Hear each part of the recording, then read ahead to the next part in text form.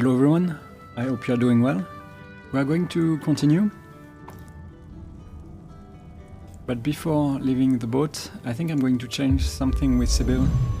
I don't think Lore Master is very useful. I can always come back at the end of the run or at the end of an episode to interact with any objects, so I'm going to change something else. What I'm going to change, no, not the talent, the ability. Yeah, Lore Master 5, I don't think it's good or useful. I'm going to choose Persuasion. Should be more interesting.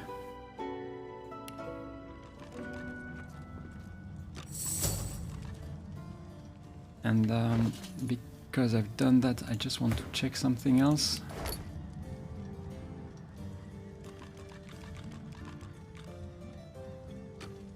Okay, I have Persuasion with this.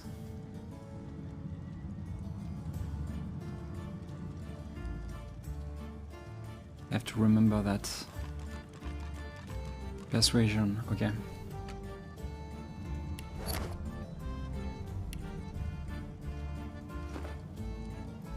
And here we go. So we are going to go back, but I think I'm going to choose the dunes.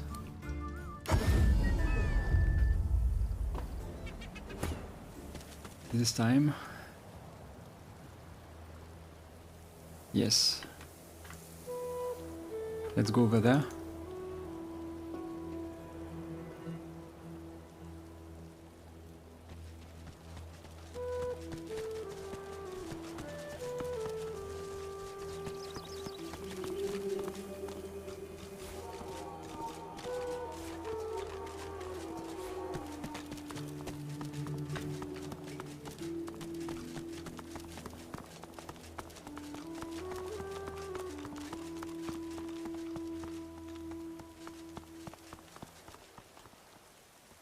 I don't remember where I can go exactly. I don't want to enter the cemetery, but I think there is another way to go, or maybe I'm mistaken. No, I can't.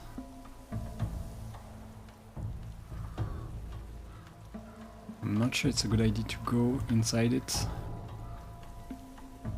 I'm going to wait. I'm not going to go this way, at least. Let's check the map.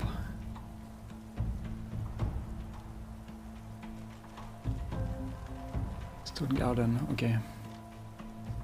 Lost eggs. Well.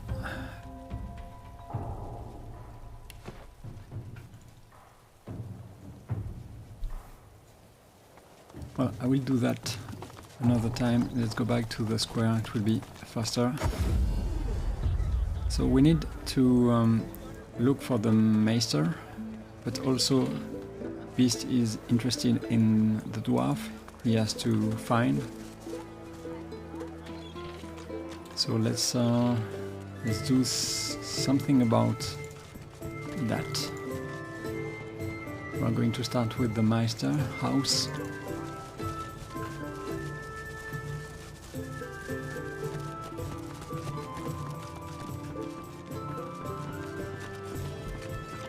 Hello, kid. You can't go in there, mister. The Meistr isn't home and the Magister's locked her house up for her. They was very angry about it. They said mean things about the Meistr and they left a mess, a big one. Ask her if she knows the Meistr personally. She's my friend. She was one of the Magisters once. She was very high up. She used to look for god people and help them. But then she stopped that and just stayed in the house all the time. She used to play with me, but then the Magisters took her away, they did. They took her outside the village. I'm not allowed outside the village. Ask where exactly she thinks the Meistr is. She looks around theatrically to see if there's anyone listening. When the wind blows from over the stream, I can hear the Meistr. Okay, the other side of the river, I guess. I can hear her crying. She gives you a look of the darkest meaning. Then she takes a deep breath, puts on a happy smile, turns and skips away. And she stays here because she doesn't want you to enter the house. Okay, I guess we are not going. For now, at least.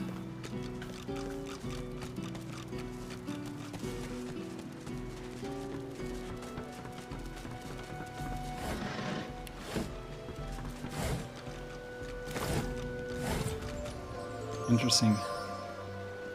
Well, let's pick this up.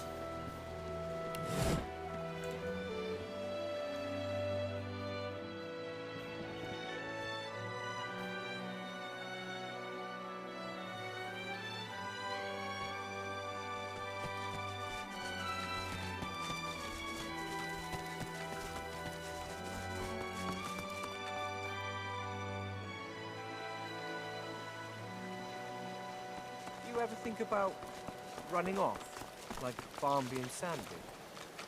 Hell no. You know what Raymond would do if he caught us? Yeah.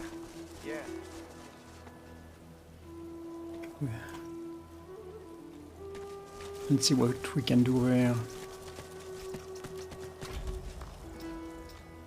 I did not kill Alexander, you stupid ape. Release me! Okay.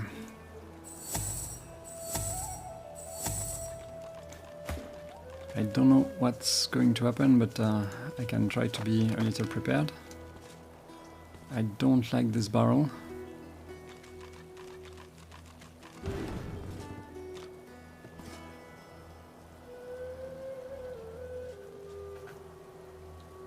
Come now. Is this rubbish? Necessary? Nope.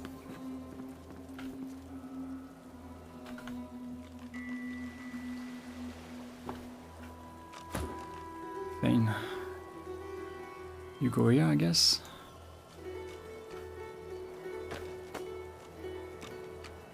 So I am a glass cannon, so I really have to be careful about placement because if there is a bomb or something like that, it can be very damaging for me.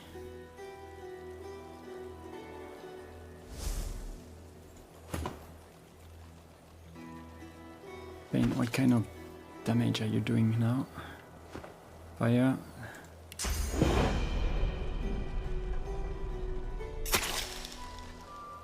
Good. Poor dwarf. Do you even know what they've done to you? I could use persuasion with Sibyl now, but I'm not doing this. The lizard hangs from the gibbet, her face blooded and her scales discoloured. Her eyes are closed, but her tongue flickers as you approach.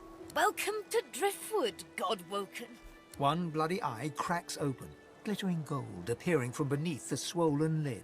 Chased you all the way here from Fort Joy, did they? Very well then, cut me down. There is work to be done. Or, indeed, you could stand there gawping as if I just told you I was wearing your queen's undergarments.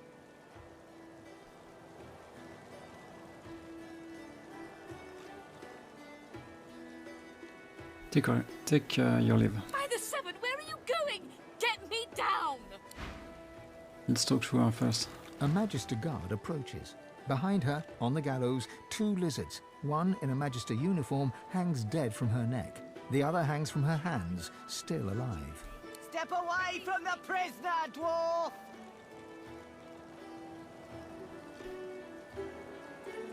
Ask about the dead lizard Magister hanging from the scaffold. That's internal order business. You'd do well to leave it alone. Let's just say Zeus and there was of help to sorcerers, and leave it at that. I did not kill Alexander, you stupid ape. Release me! Ask who the half-living prisoner is and why she is hanging by her hands. She's hanging by her hands because the boss don't want her dead just yet. She's a tough one, Meistr Siva. She's a seeker, and she's a bloody traitor. Tell her you have heard of the Seekers. What have you heard? Have you heard that they killed our beloved Alexander? He was smashed into pieces by Voidwalken. She was part of the Order. Knew Alexander personally. Alexander trusted her, at least as far as you can trust a lizard. To repay that trust, the Meistr gave Alexander up to his enemies. Okay, let's be smart about that.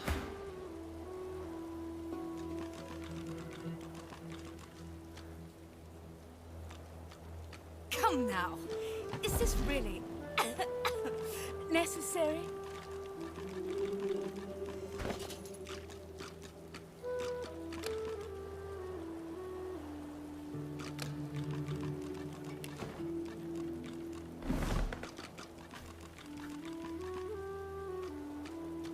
Let's put you here. Let's continue.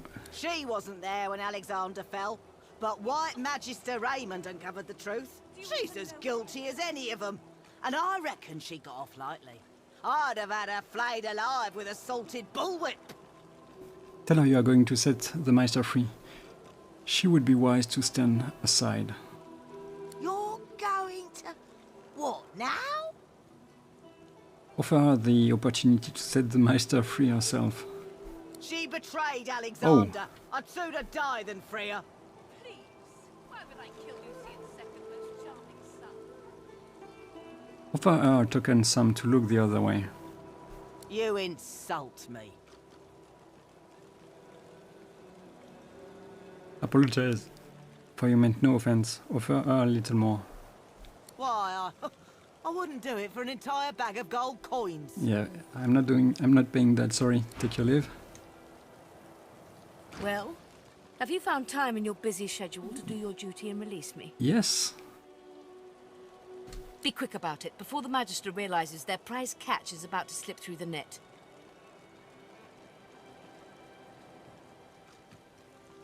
Yes. Let's do this. Excellent. Now, if you'd be so kind as to gut that startled-looking Magister, it would be much appreciated. I must secure... What's happening? Okay, I don't like that. She has evasion. This is not good. This is not good.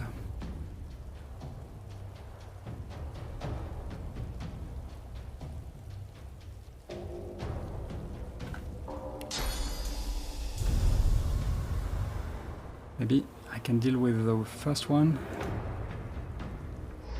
Why she wait here? And who are you? Okay.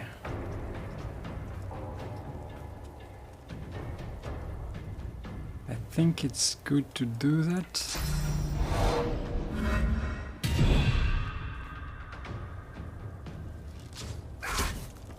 Yeah, more damage.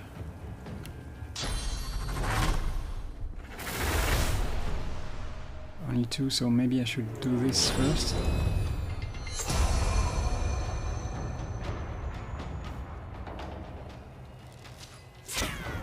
Almost dead.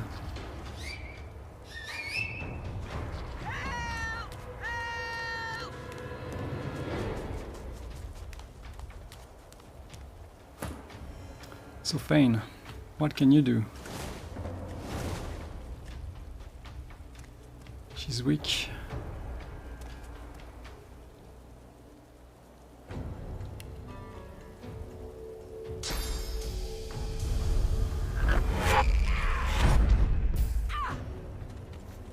Good.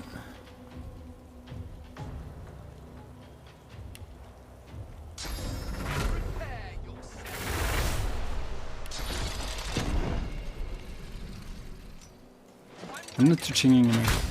Do I? I don't know.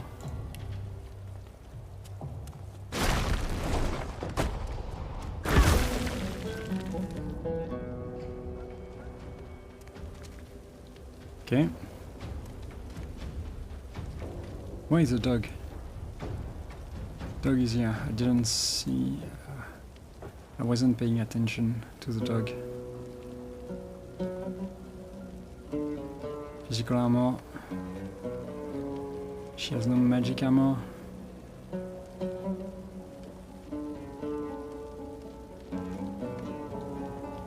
I have 2 more, so I can do something else before that.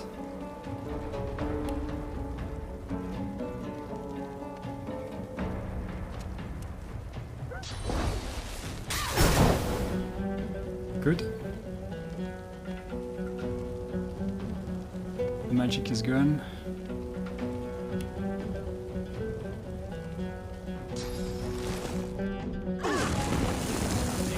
This is good.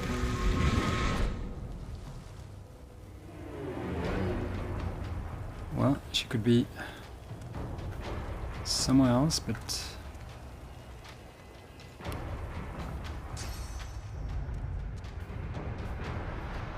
I think you're coming here.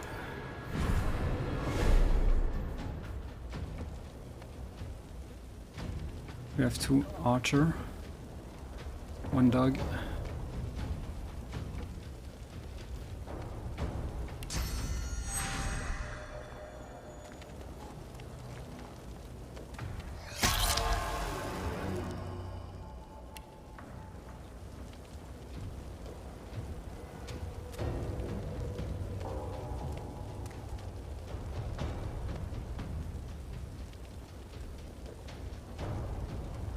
What?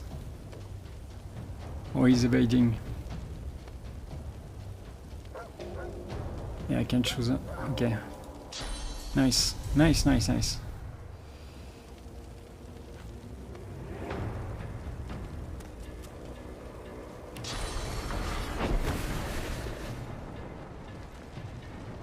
So what I can do is put the corpse here, I guess.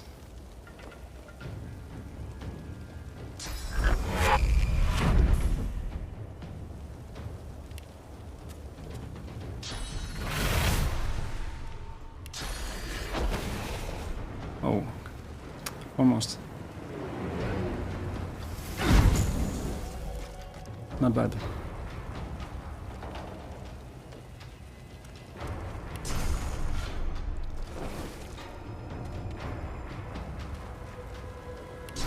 Is this one?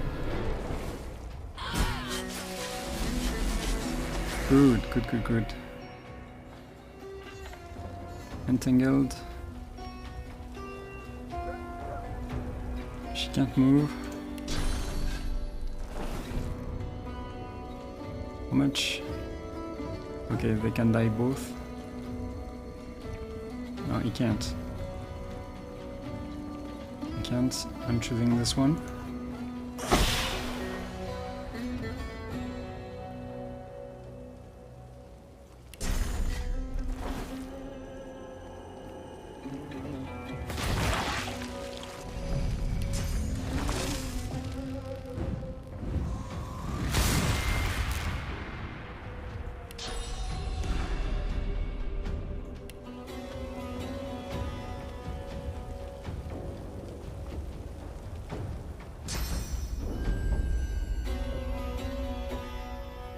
Beast!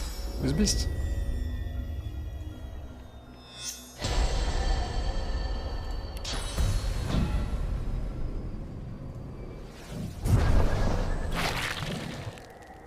Okay, so 1 for the explosion.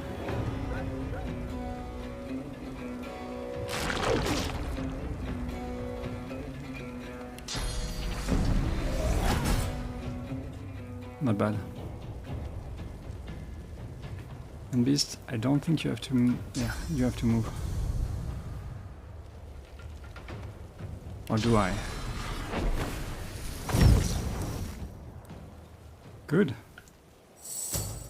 That was smooth.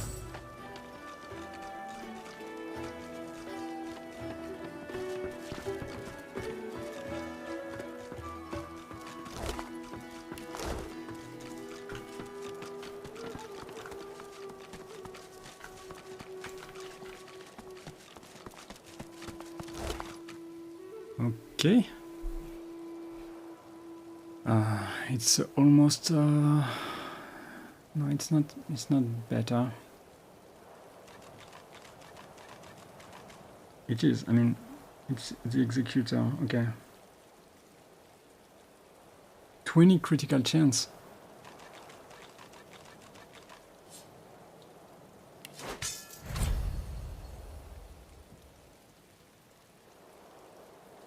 I mean, the other one has... I have to check this. So it's, okay. This amount of damage, 116, and this one is... Yeah, it's a little less. Even with warfare. And I have way more... Yeah. And I can crit, so... Add 2 wares, I guess.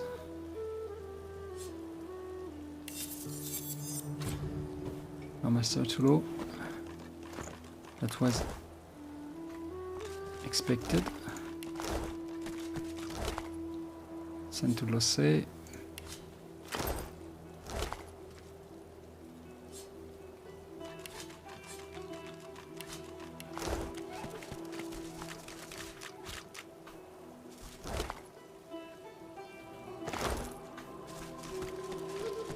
there is something over here, clearly.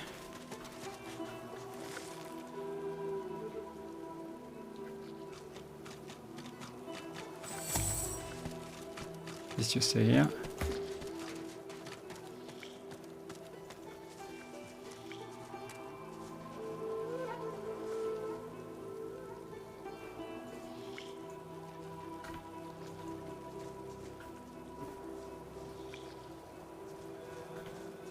Oh, she can't. Stay here. Okay, this is going to be this kind of fight where placement is not so great, I guess. I think I can manage, right?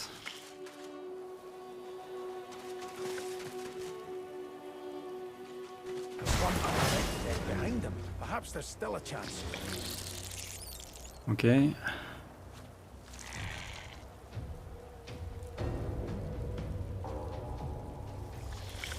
Okay, they are going to hatch.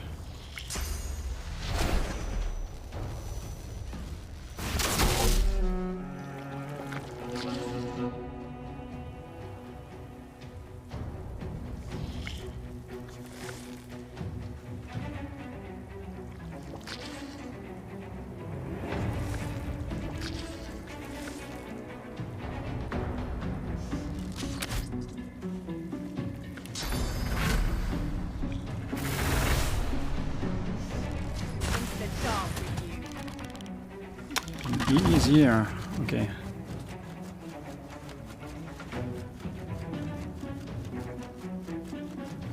Well.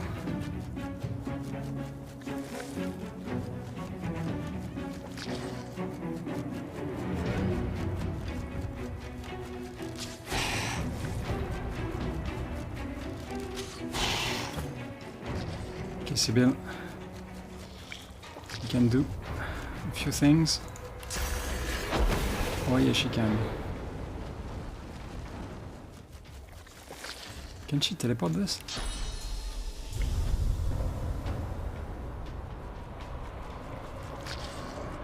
Teleport it here.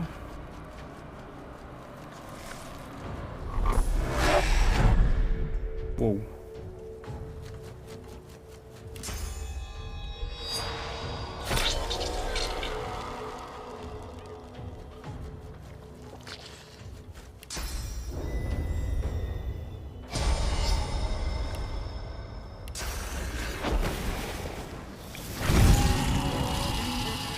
Okay. There is that.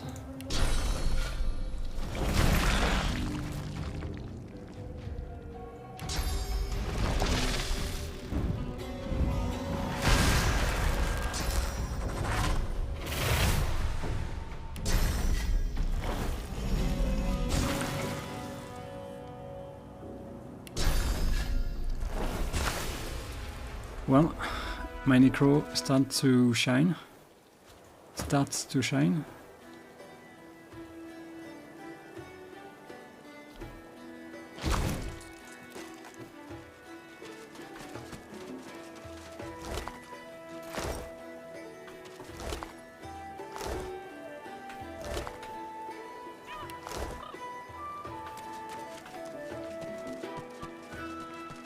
Peeper. There you are, little egg.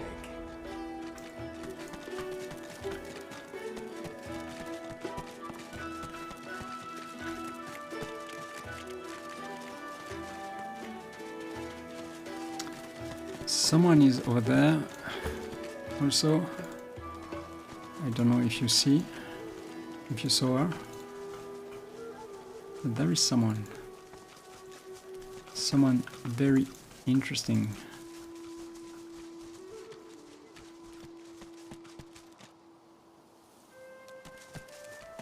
I bet you're the musical sort. You've thought about taking up the lute. I got a few ready to go, all freshly strung. So, as always,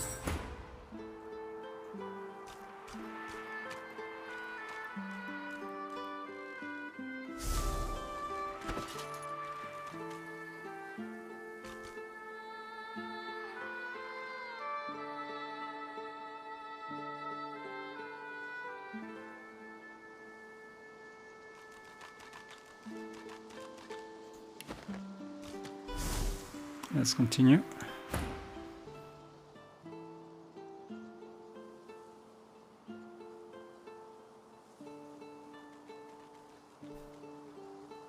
Mention that you have been known to strum a tune or two.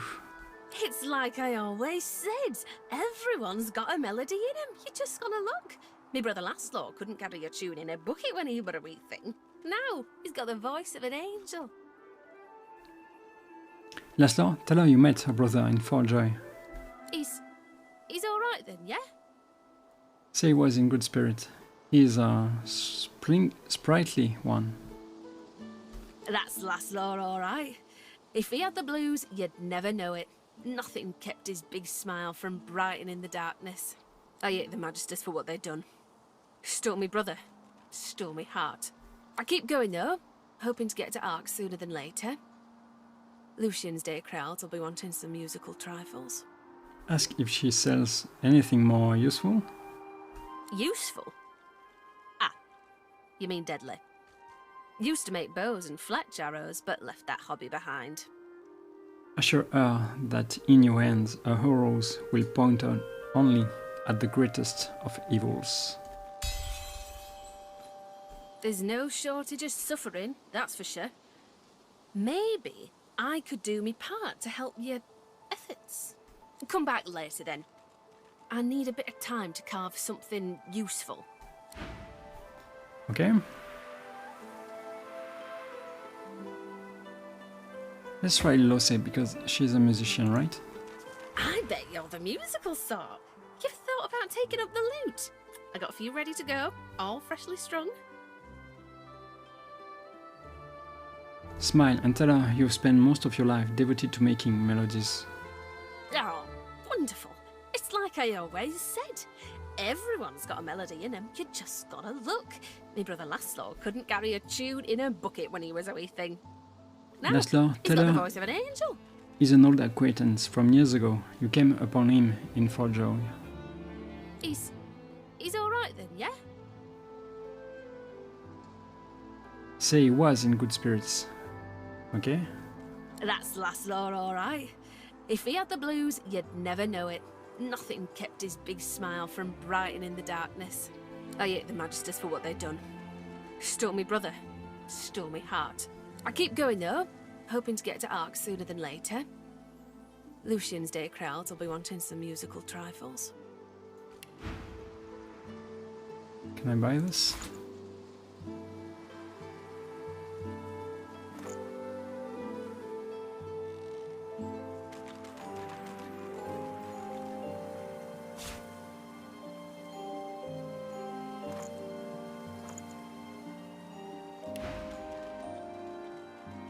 Thank her for her time and step away.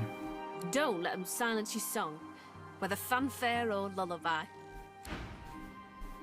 Can I play it? Let's see this first. Within the children's rhythm written on the page, you find a curious chant entitled Alice, Alice Seon. Don't get close to Alice, Alice, else she will turn you to a toad. Don't you dare kick Alice, Malice, or you will be all pigeon-toed. She will seek her rats and call her cats. She will feed you to a camp of bats. Don't say hi to Manisalis or you will fly off as a crow.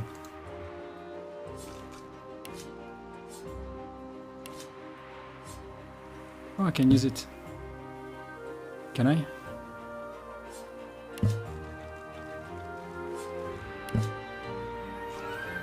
Let's try again. Hello?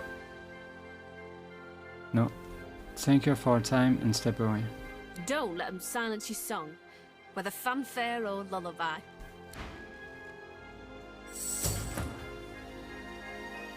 Crafting Bible.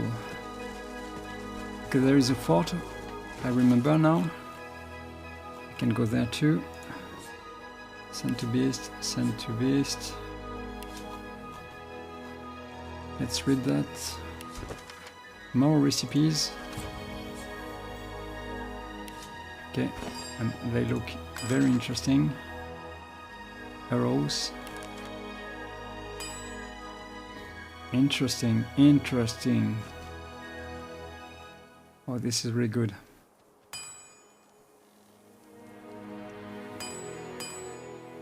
Okay.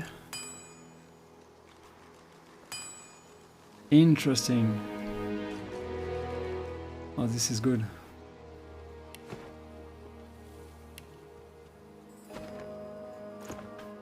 Okay, let's continue a little.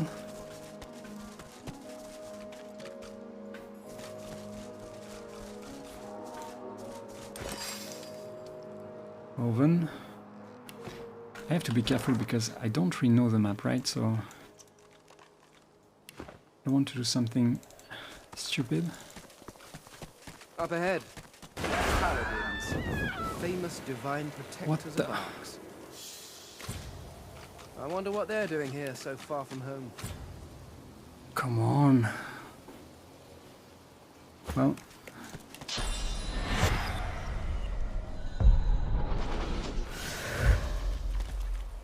Okay. Everyone is okay? Can we continue?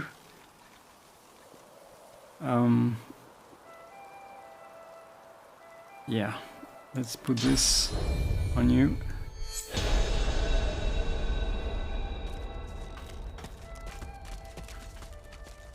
Okay. Why can I shoot that?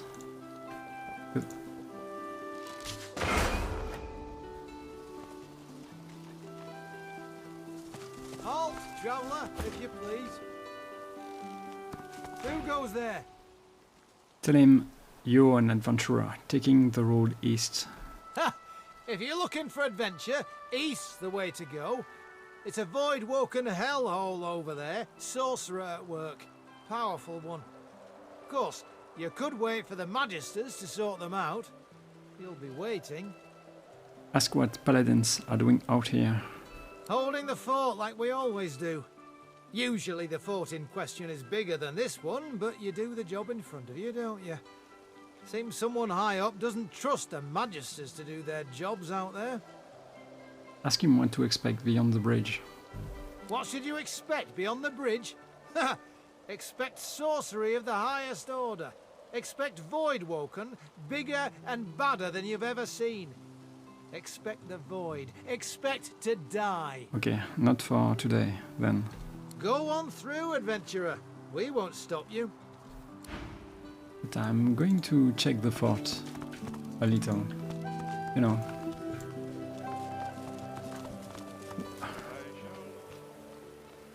Okay, it's dead, Voidwoken.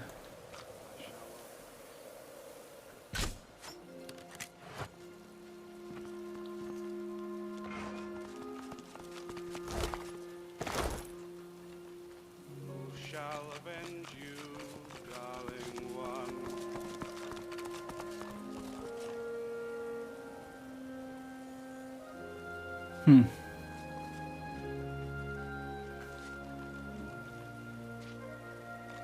A senior paladin sits hunched over a tattered map. He registers your presence, sits back in his chair, taps his fingers on the map. You know the drill.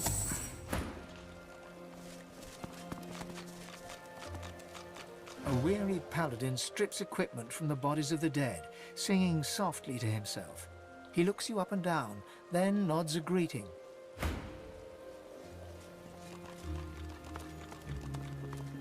By Lucian's sword, we meet again. Yeah. Would that circumstances were better here than in Fort Joy. But they're not. Voidwoken lie in wait beyond the bridge. Let's see. I'm just picking. First I will check with this user interface.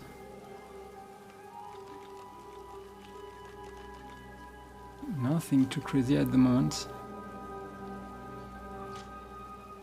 Yeah, it's the same as in town.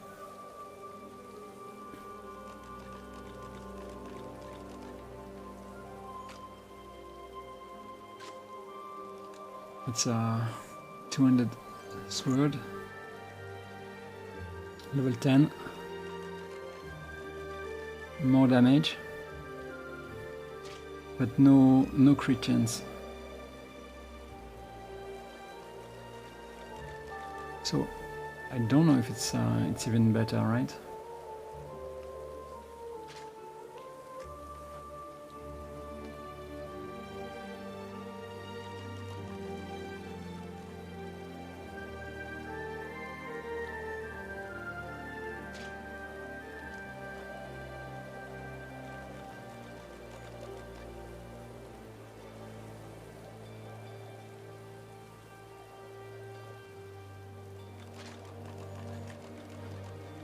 Okay.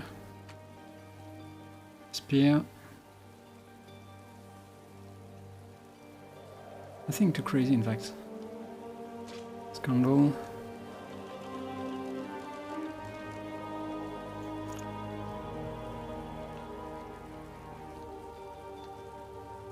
Wits is good. For her, at least.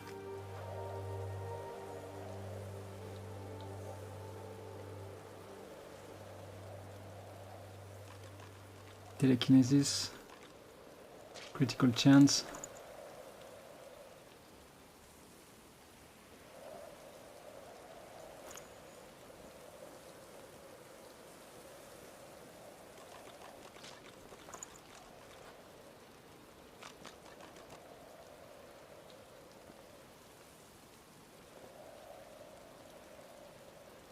Yeah, nothing crazy, in fact. I'm wondering if I, but I'm going to steal from him anyway, because I can. So let's prepare. Let's equip this, and this, and this.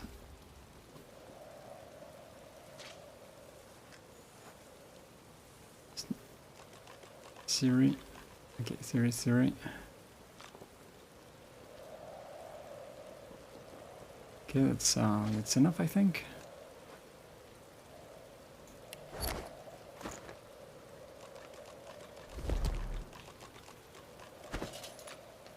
So, first things first. Could use this one. I'm going to take this.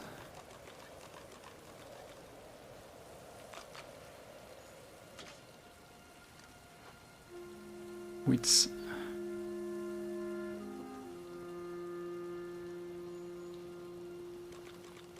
This one also. This one.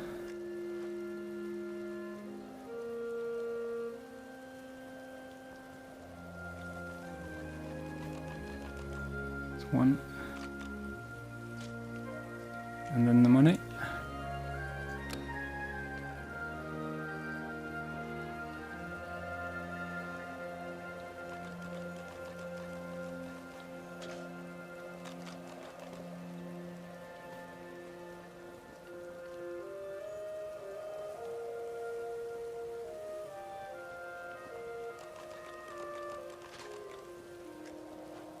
The rest doesn't really matter, I think.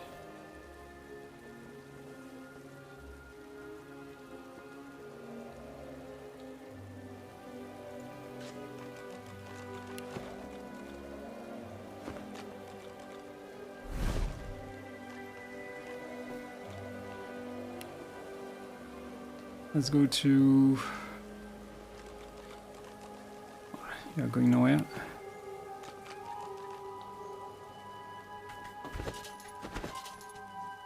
Could go back to the square, I think.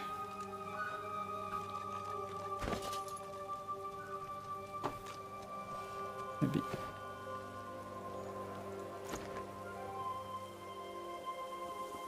Let's go here.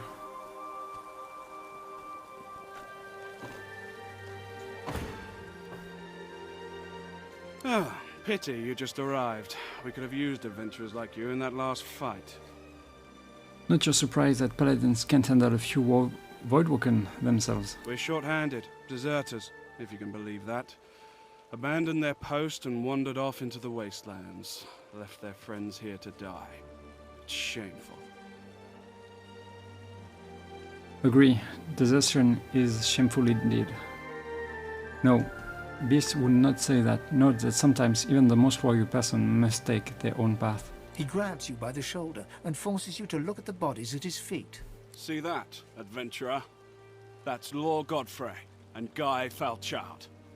They were my friends. Their friends, too. Fortimere, Gale, Adlard, and Job. These 4 paladins left their posts, and now their friends are dead. I understand. You are loyal, or you aren't.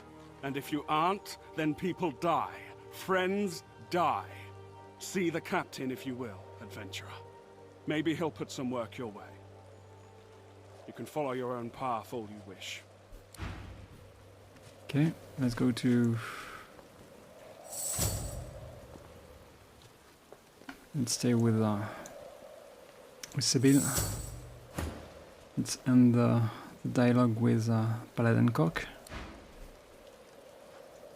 And let's continue here. Who are you, and who sent you? Tell him no one sent you. You're just passing through. He appraises you with a look, then grimly grins. I think I've heard about you. Didn't you free the Meistr from the gallows in Driftwood? Admit it, it's true. Then I may well have a job for you, if you're interested. Ask him what he wants done. He taps a finger on the map on the table.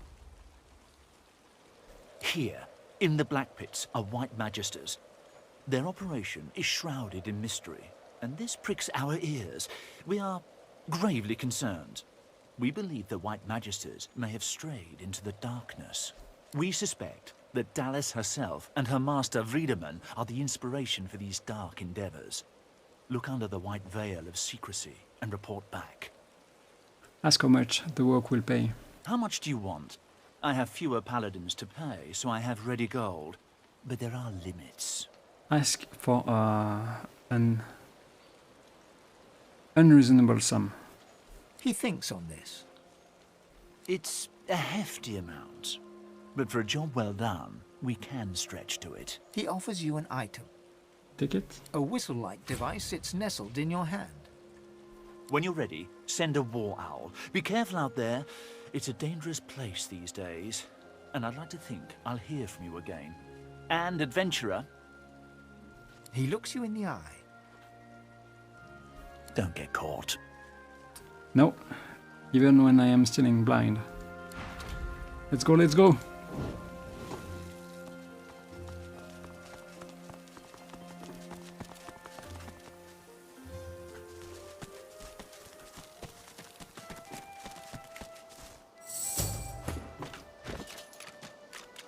So Fane, what do you have for me? I can combine this with something else. If I found it, yeah, Supernova should combine. I don't have this skill. Yeah, I know it. I combine with maybe another one. This one, combine. Okay, let's try again. And we have this one now, a really good and powerful one. Let's learn it. I don't think I will use it now, but it's good for later.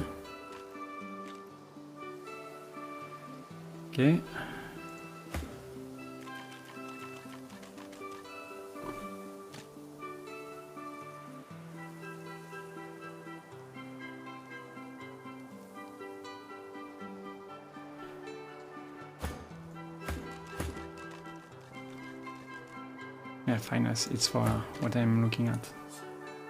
Let's equip.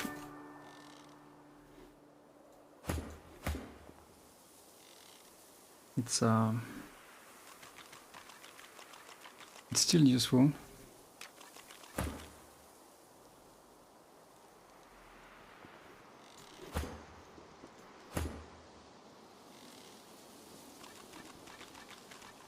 Because I can sneak with it, I'm going to put it on inside this bag. So let's see now. What will change if I take this? Yeah, it's it's way better, but less crit. So I don't know. Frankly, I don't know which one to choose. Maybe I'm going to take this one.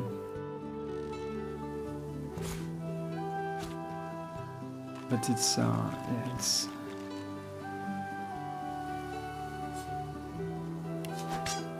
20% less crit. But anyway, wits.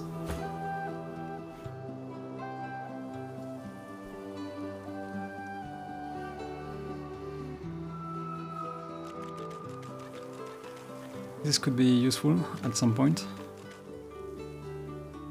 because the necro points, where are they? Yeah, for later, I guess. Wits for her, for sure. Yes, this is better.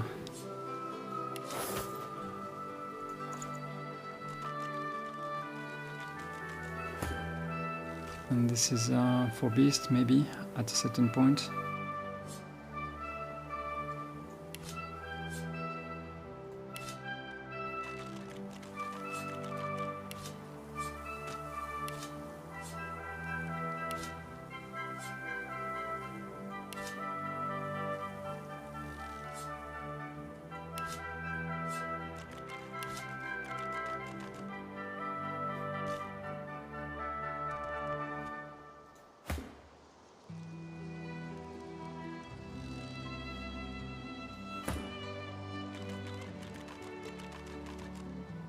Fire resistance, immunity to sleeping, okay. 3 dodging. 10 to beast also. And the rest I can sell maybe later. Okay, let's continue.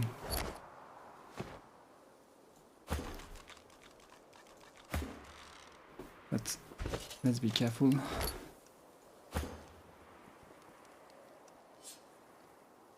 Let's equip.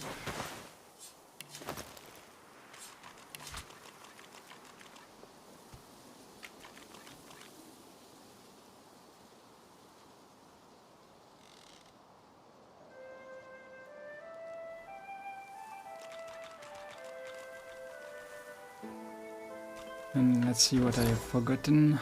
No, I don't want that. I want this, I want that, and this.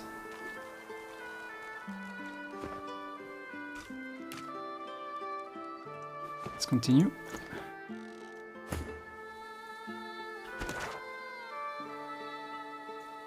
So do I go back in town or do I continue a little?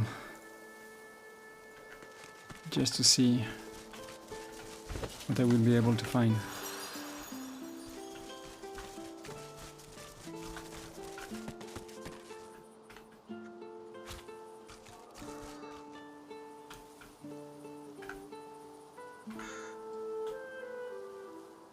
Okay, this one is level 12. I'm not going there. The sun is warm.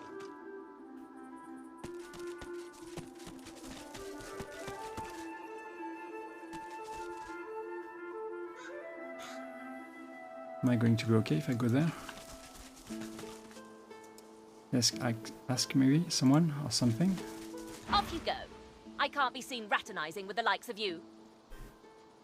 Tell her you could stomp her lights out in one blow. No, ask if she's worried people will think she is a sorcerer like you. A sorcerer? sorcerer? Ha! Second rat wizards by my book. The reddish-coloured flesh beasts round here string your kind up by their hands.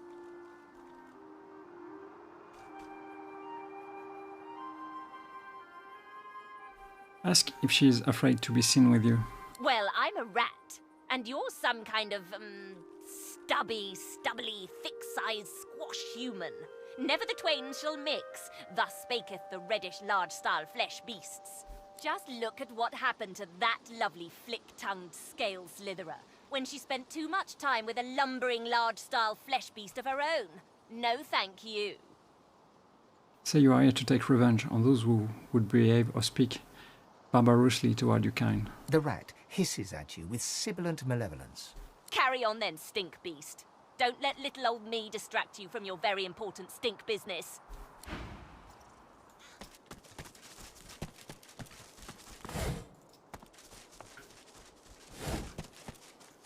Alright.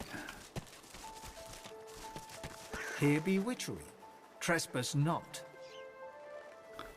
Yeah, I don't know what to expect. Let's continue a little.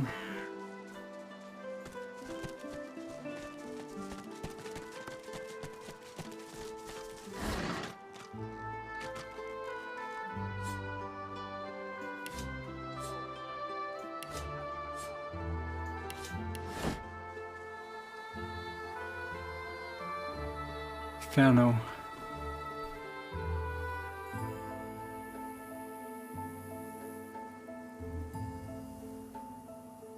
Inferno. We'll talk to him later, I think.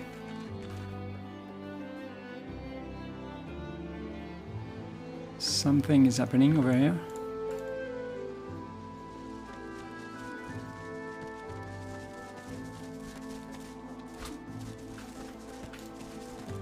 Where am I on the map? Okay.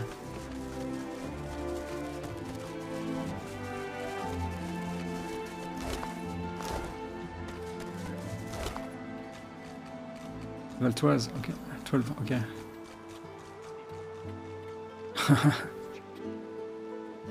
Some more. Very silent watcher leather shirt, okay.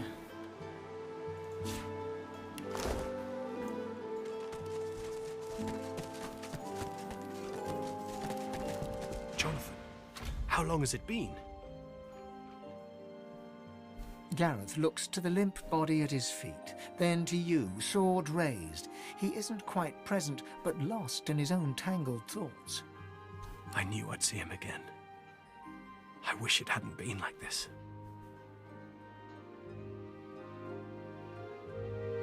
Raise your weapon. Does he need help finishing the job? Maybe not.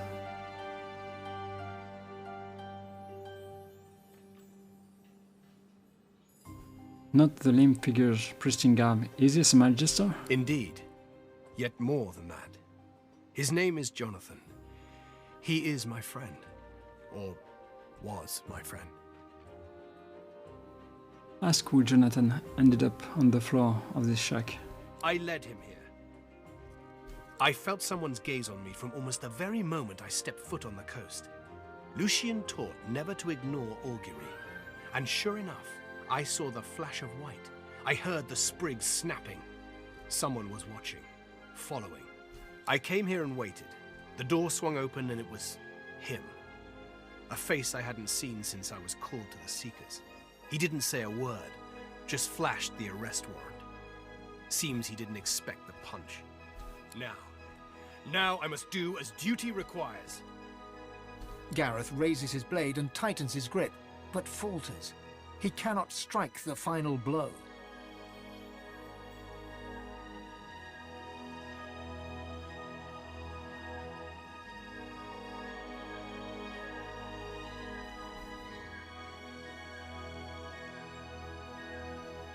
Remind Garrett of how often he quotes Lucian. What would the late divine have him do now? Gareth turns his head. He's even further away than before. I don't know.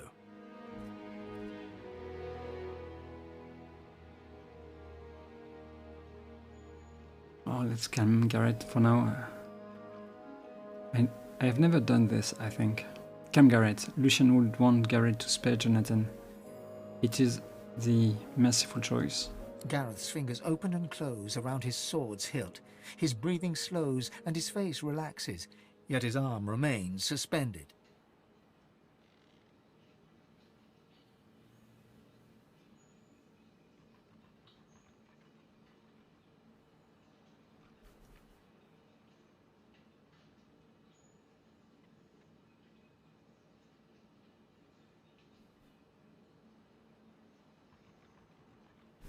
Shake your head in disappointment. You did not save him in the swamp for him to abandon his idols. Gareth lowers his arm and straightens his spine. You're right to question me. I know a safe place nearby, away from the creatures of the meadows. I'll take him there. He'll be untouched until he wakes. I pray he remembers what we were, and what we still might be, should Lucian will it.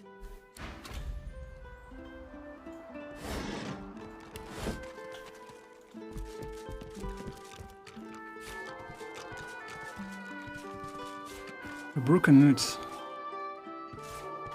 Okay, I'm thinking about something now. At the start of the game you have a broken nut, right? I don't think... Yeah, it's not with me from a long time. Since a long time. Sent to Lose. Maybe I can repair it with the other vendor, I'm not sure. Let's see. I could try, at least I could try. It's time to go back to town, I think. On this one, yeah, it's not going to be of any use, right? Set silence, who wants that? It's the worst. Combine with something like how is it called? Mortar. Okay. Good. Let's continue.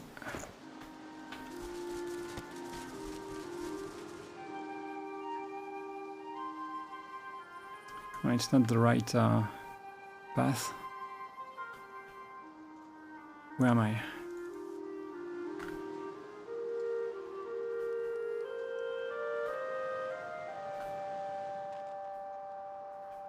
I think I have to go here, yes.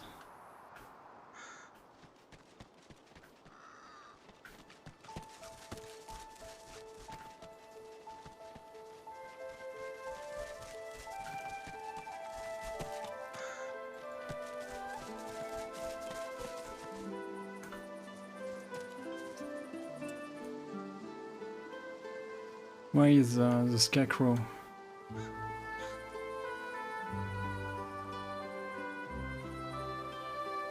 Can I go here?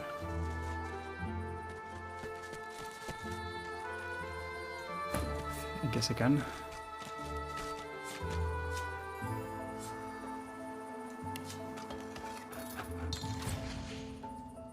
Really? Okay, it looks like a challenge, but I have 4, okay. And 4 is not enough. Strange.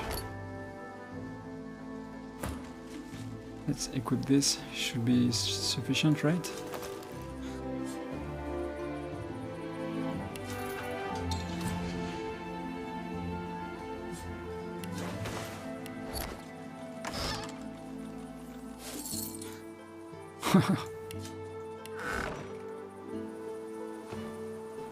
Yeah.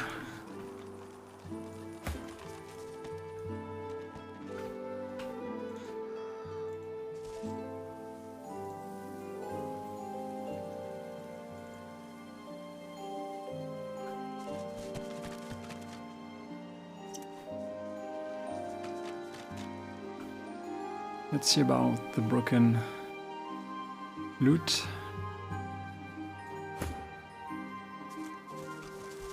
Hello. Ask her to see her selection. Come back if you need. I'll be whittling away. I can't do much with this, I think. Thank you for your time and step away. Don't let them silence your song, whether fanfare or lullaby. Let's go.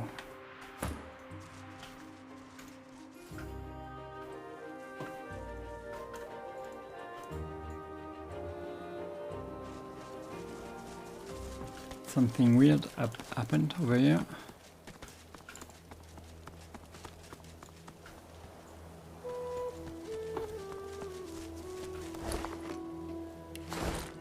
They look okay.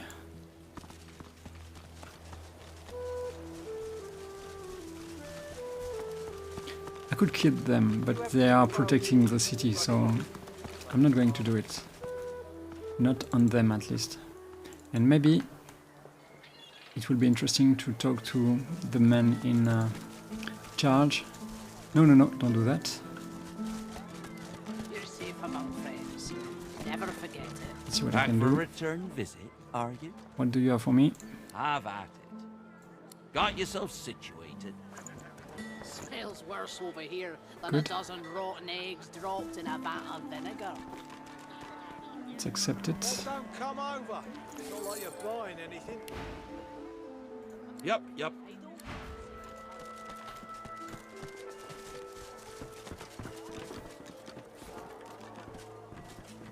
That's it. The barrels and the chests. On the double. Keeping it together, Reed. Now I have persuasion, so let's talk with Sibyl. Show 'em how it's done, man. Go on, you mute sacks of flesh. Put your backs into it. I'll not lose another day to the tide. The Lord Dread awaits. Its sails billow with Dallas's breath. I'll... The Magister stops, barking orders. He sniffs the air like a predator, turns to face you, the wolf eyeing the deer.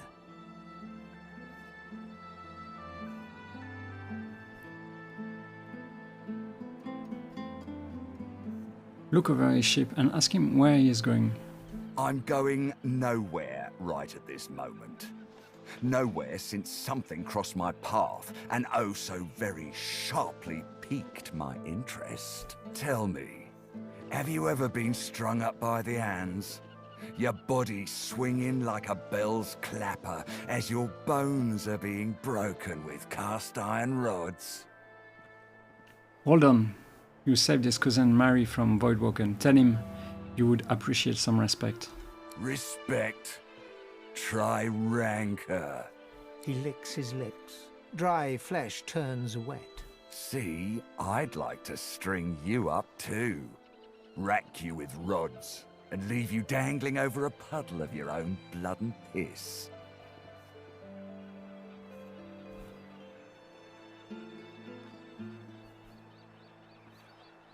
Intolerable. Ask why it is you've done to deserve such hostility. Oh, no, that won't do at all.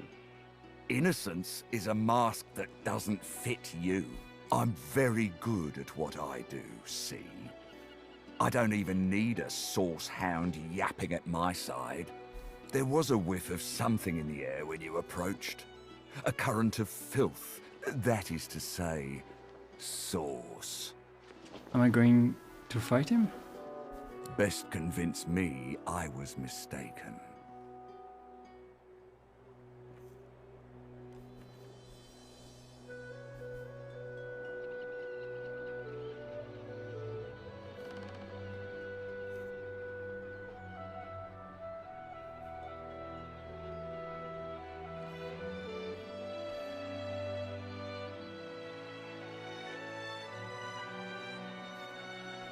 Memory persuasion.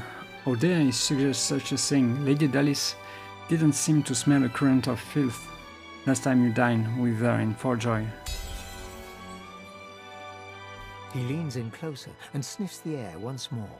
Interesting. So I was mistaken.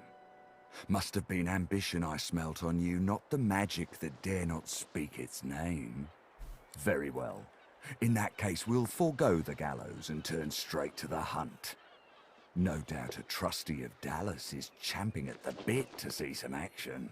Seems peaceful here, doesn't it? A quiet day in a quiet town. One wouldn't think these drifting woods toss on dwarf-troubled waters, but they do. You're intrigued. Inquire after these dwarven troubles. Consider for a moment the dwarf. What is he? A beast of burden. But some defy that role. There are rats among them, dancing to their rat queen's tune. I've need of a rat catcher. Urge him to make his point. If you are to accept the role of a rat catcher, you will need more concrete information. Of course. I must depart post-haste, but Julian here will stay behind and be a good little parrot. Ask and he will answer. Stay behind? But I've my orders. Same as you. Dallas.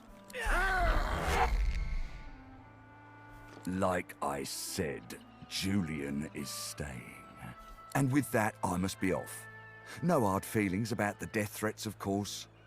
How about we part shaking hands instead of stringing them up? Shake his hand and say you will look into the trouble with the dwarves. Know your enemies, right? How very heartwarming. One last thing. The Magisters here are diligent men and women. A stranger like you may run into troubles with them. Should this happen, just wave this piece of parchment in their eager little faces. My signature will placate them without fail, I assure you. Good. Adieu and good luck. The Lord Dread awaits. The use of the gallows I pass on to you. The time has come, my stitched-lit lovelies. We set sail. Get on board and man your stations.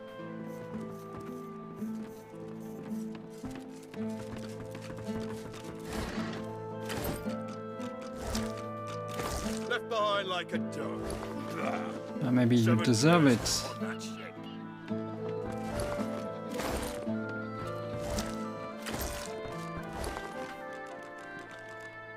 You'd swear the shark was smiling at you.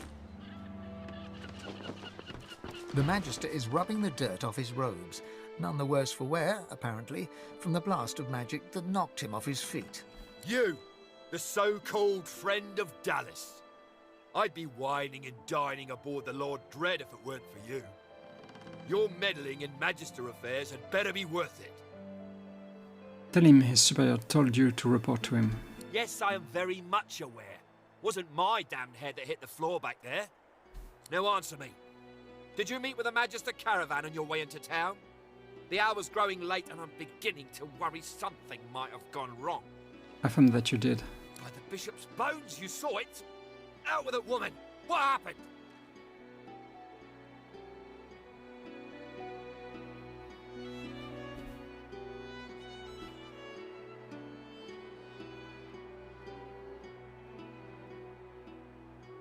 I don't want to implicate the dwarves. Tell him you came across a caravan east of town. It was destroyed by Voidwoken. Voidwoken? That means Source was used. Which means some third party must have attacked first. And I've a fair idea who that might have been. Raymond, that old goat. Always suspected there's more to the Driftwood dwarves than meets the eye. Hate to admit it, but I think he may be right. Too many things have gone wrong along Reaper's Coast to attribute to bad luck. Magister ships sinking, weapons disappearing, and as you've seen, a caravan attacked and destroyed. Rumour has it the Dwarvian Queen herself is behind these acts of sabotage. That is what I want you to prove. Ask why Raymond and his suspect the dwarves to be the culprits. They've always been snakes in the grass. Cheap labour, sure. And hard workers, too. Half of them are their queen's spies. Her eyes, her ears, her poison-pouring hands. You know what Queen Justinia is like, surely. A tyrant and a master strategist to boot. Say that if you are to prove this accusation, you have to know where to start looking. There's a local thug, Lohar. He runs an operation out of his hideout beneath the Black Bull Tavern. I suspect this man of being a spy for his queen. It may be interesting to have a word with him. Find out what he's up to. Where I really want you to ferret around is Reaper's Bluffs, to the west of Driftwood. It's wild territory, remote and hostile, where I believe the dwarves may have set up a base of operations away from prying eyes. Should you find any such place, and better yet, proof that Lohar is working in behalf of Queen Justinia, you will be handsomely rewarded, I assure you. So you probably know enough for now. In that case, go forth and let the hunt commence! Okay.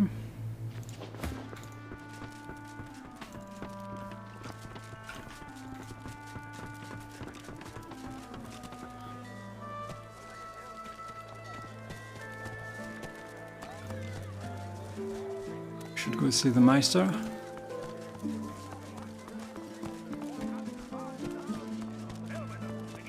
I think she is over here.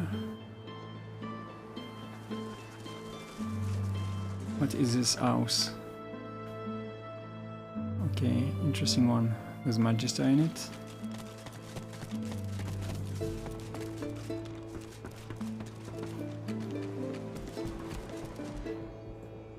The Meistr sits slumped in a chair, looking around the room as she works her shoulder with one hand. It looks like it was dislocated by the gallows. Damnable red cloak baboons ransacking my wardrobes, as if I would keep ancient valuable secrets in a pile with my unmentionables. She takes a deep breath, and with a twist, a click, and a screech of pain, she shoves her shoulder back into its socket. I swear by the seven, if we did not have more important matters to attend to. Reaching across the table, she pulls a bowl of hot water towards her and fishes some bandages, a needle and thread out of a box. She slowly starts to tend to her wounds.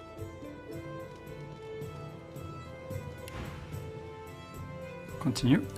At least the barbarians, no offense to you, my well-odoured friend, were unable to club their way into my vault. Everything you need should be safe. Ask what exactly it is that you need. In your case, more than I suspect, man. God or even reptile can provide. However, we must soldier on. It is not enough to be God-woken in order to ascend to divinity. There is a process. As she speaks, the Meistr uncorks a vial of shimmering liquid, sauce. She lets a couple of drops fall on her hand, but instead of infusing with her body, they quickly evaporate on her scales. She stares at the empty spot on her palm for a long moment before turning back to you, continuing as if nothing had happened. A process by which God-woken may ascend.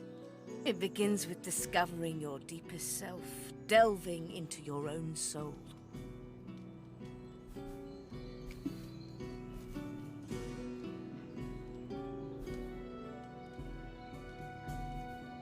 Your deepest self.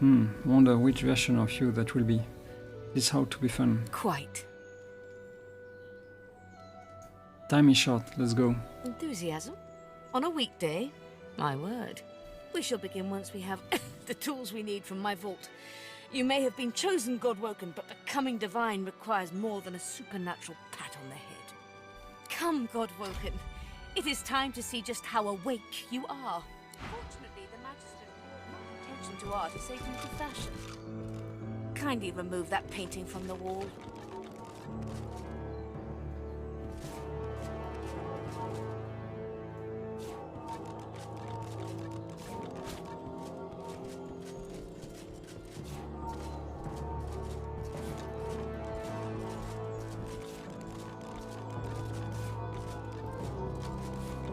Later. I pray my instructions will not be too technical for you. Your talent for following simple instructions feels push the button. I already did. Now, Are you slow? kindly go to the vault and enter the combination. I shall call it out as you go. Ancient grenade with the source orb, making them incredibly powerful.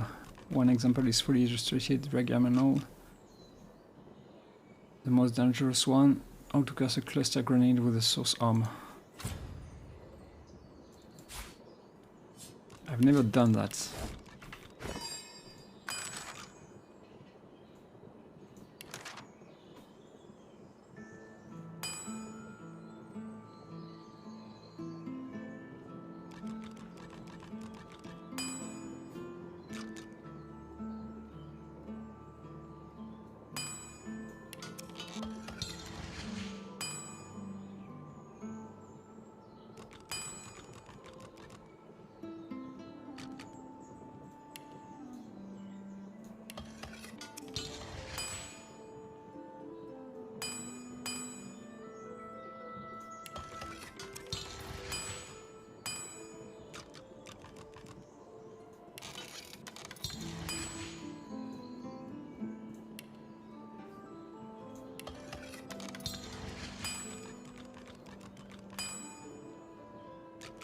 I could do one, right?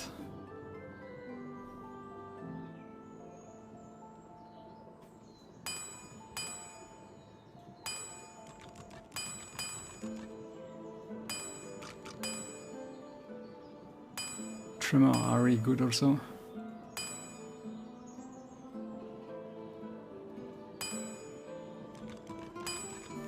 Let's create one, just one.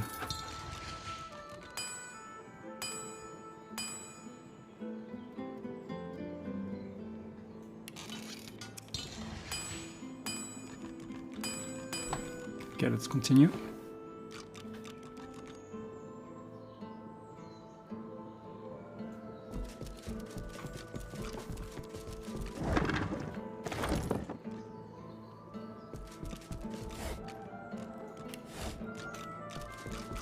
A stone door lies flush with the floorboards.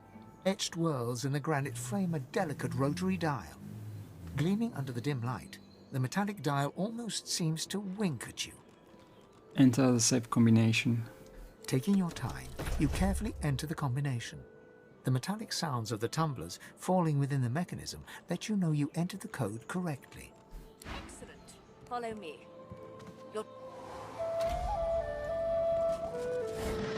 Feel free to look about while I catch my breath. Come speak to me when you wish to proceed. And try not to break anything in the meantime. Send to Siva, I guess. I think I could do something about that, because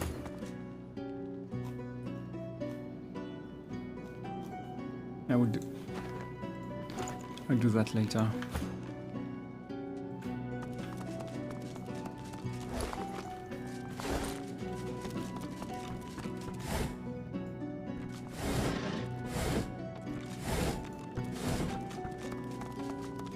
Ancient runes, weird contraptions.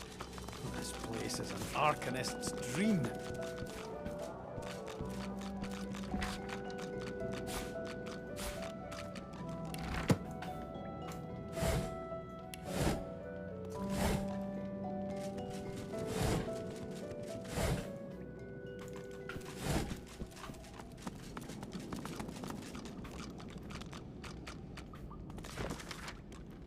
Meistr Siva instructed me to record my research before I conduct any experiments regarding Goldwalk Ascension.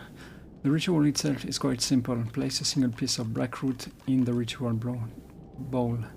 Black root inside the bowl. Draw blood with obsidian lancet. Your own is most convenient. And sprinkle it upon the root. Set a flame to the bowl and its content. Ensure that you have sufficient source, inhale the resulting smoke. Beyond this point, nothing is known. The ingredients for this ritual are not rare per se, but may be difficult to procure. I am fortunate that the Meistr source fountain never runs low, so it is simple to gather source. Blackroot, however, is another matter entirely. The root grows in the forest to the northwest of its driftwood. It produces no poison or thorns to guard it, but all manner of creatures stalk those trees. It is wise to quickly grab what one needs and then return. I pray that my experiments have here paved the way for future scholars, or should I succeed to allow any to be the equals of Godwalken. Apprentice Talish. Where is this apprentice? Useless.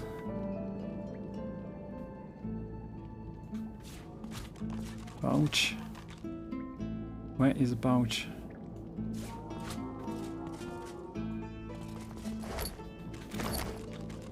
Mortar and I don't want that. Yeah. It wears.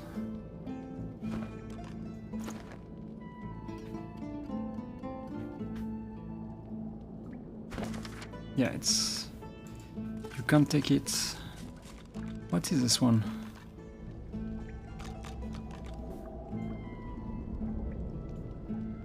Just a lamp. Bottle filled with oil. Could be useful. Junk. Cup of oil. No, it's not junk. Book again.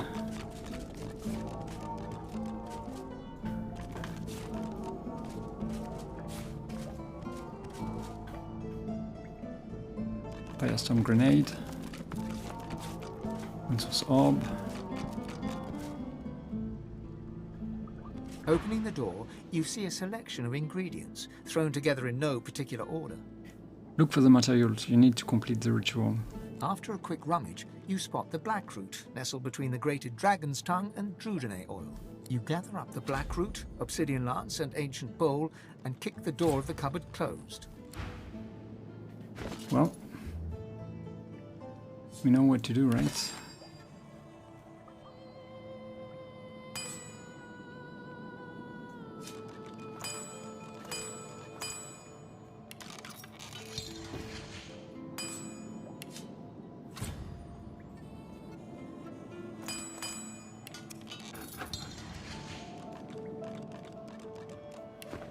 That's done.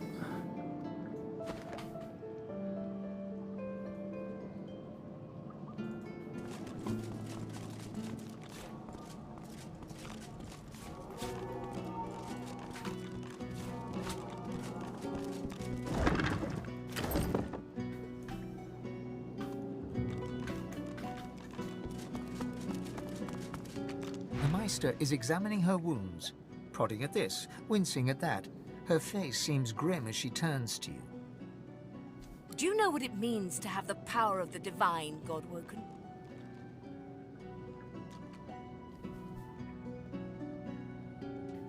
Tell her you're not sure. You don't believe in one person having too much power. But if that person were a champion of the people... Exactly. But it isn't enough to say the people. That could mean anything. The dwarfs, the lizards, the humans. No. Becoming the divine means taking on the power of all the gods and the responsibility for all the races. The divine was created by the gods to shelter us from the void. The divine was created by the god to shelter us from the void. The divine cannot use his power for anything else.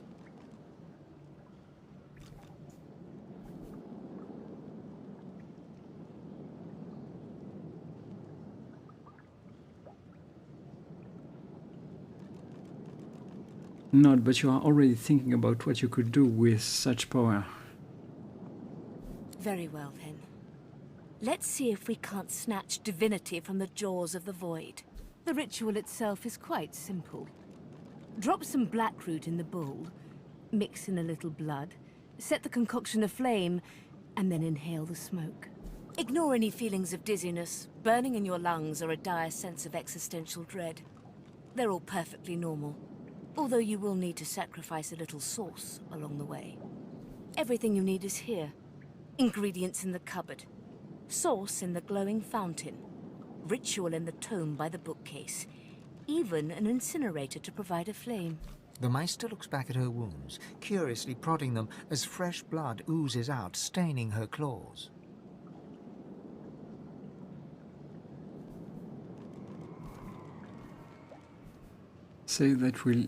Let's say that you will get started immediately. And do not lose anything. These ingredients are rare indeed. I'm not hiking back out to the cloisterwood to fetch you more blackroot. She is not.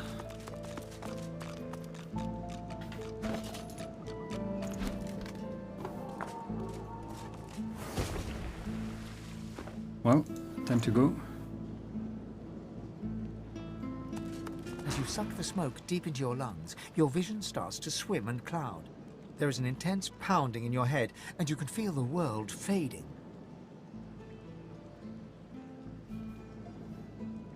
Hold the fumes in your lungs and ignore the thumping in your head. As the world fades away, you lose all sense of being grounded. You reach out, but you could feel yourself falling slowly, sinking into the depths of your own soul. This recess of my soul, but it looks like the Hall of Echoes.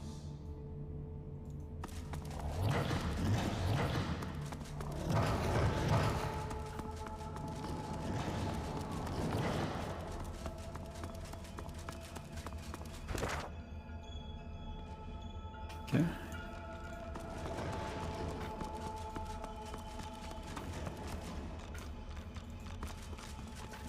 I think there's something to see, but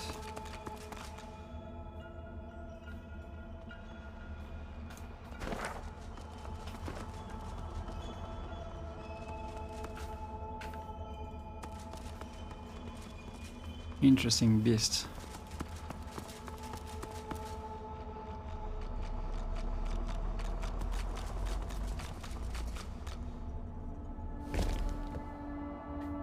Can do that. Just want to see if he has something.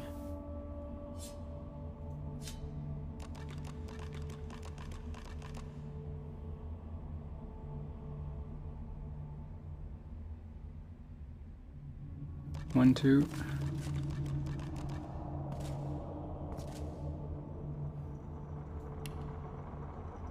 Okay, I can do this.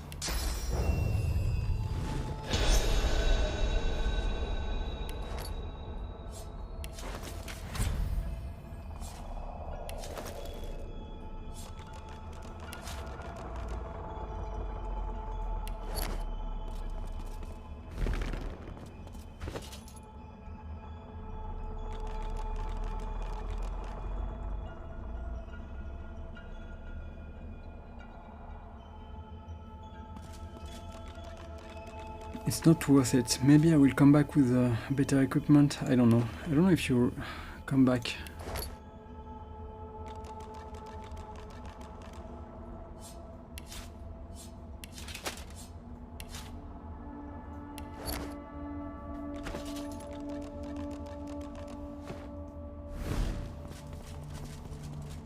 Bathed in the half-light of these starless barrens, you spot a figure you could only describe as a second self.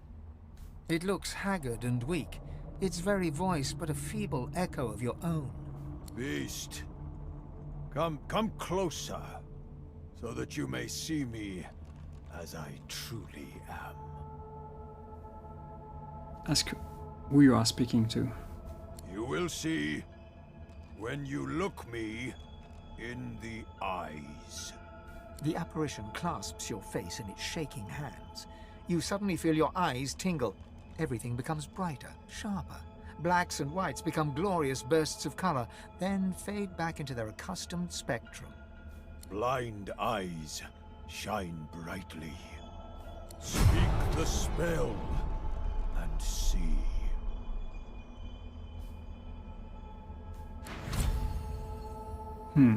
The spell.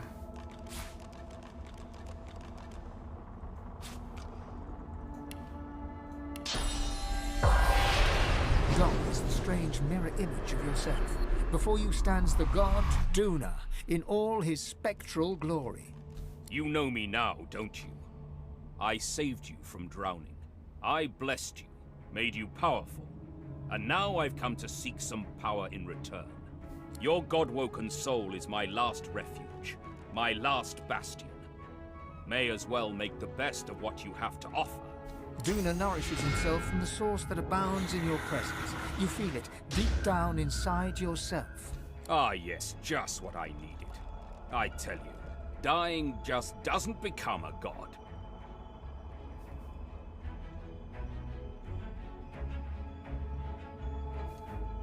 Dying, weirdly ask him what's happening. The void itself is hunting down the gods, leeching us in ways we never thought possible. Droplet by droplet, we are being drained. We're battling for our very survival. It's a battle we're losing, and should we truly lose, all will be cast into oblivion.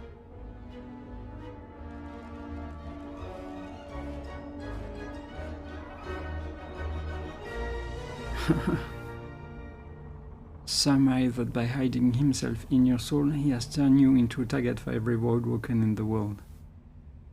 No, I'm not going to say that, but that's a fact. Say you won't stand for this. There must be a way to save him still. To save us both, as a matter of fact. You must realize, Beast, that our fates are now as one. Just as our souls are now as one. We are I. Together we are a force to be reckoned with. But if we seek to survive the onslaught of the Void, we stand no chance unless we become vastly more powerful than we are now. That means there is but one place we can go. The Well of Ascension.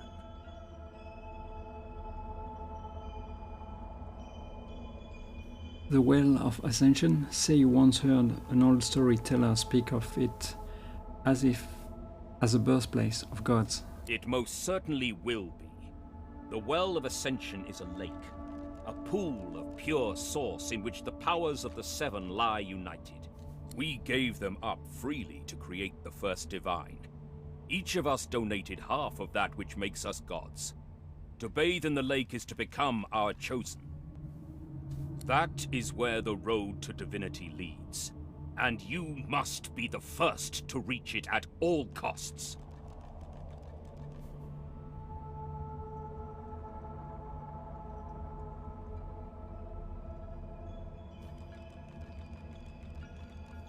Ask him why it is so important you should win. Surely the rise of any new divine is the Seven's aim. There you touch upon the very heart of the matter. The Void is stronger than ever. A new divine won't be enough. You need to go to the Well of Ascension, not to bathe in the source of the Seven, but to take it. All of it. Okay. Only he who claims everything will be everything. The Void's doom, this world's liberator.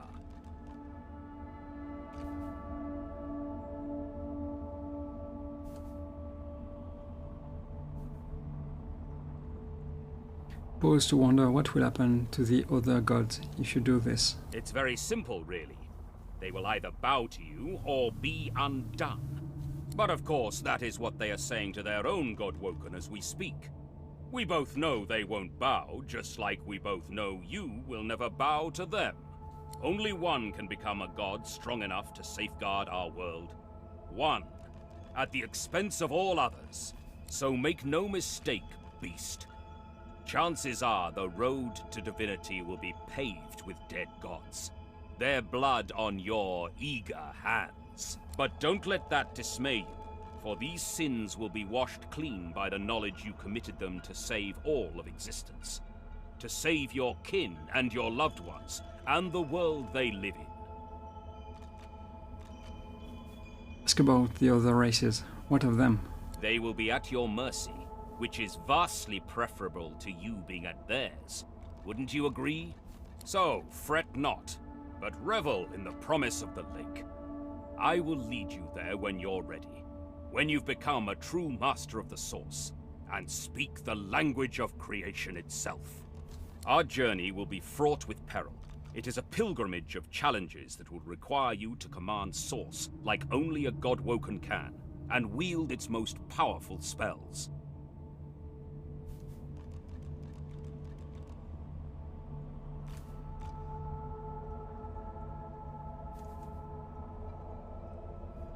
Throne, aren't you already quite the Source Master?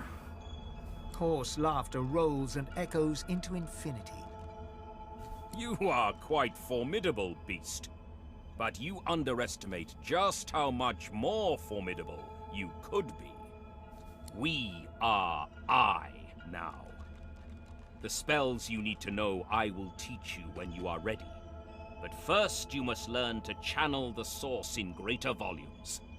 That is why you need to seek masters of the source.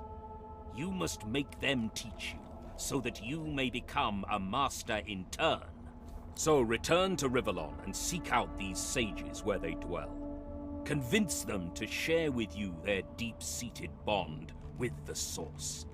Once you have, you may return to me here.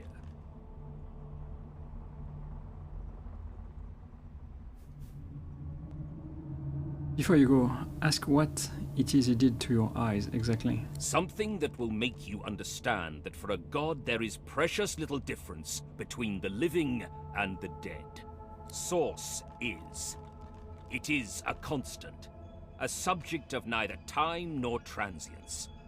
All of life is Source, and in Source it is. Immortally so. You have the vision of a god now. Eyes that can see spirits, the souls of the dead made manifest in Source.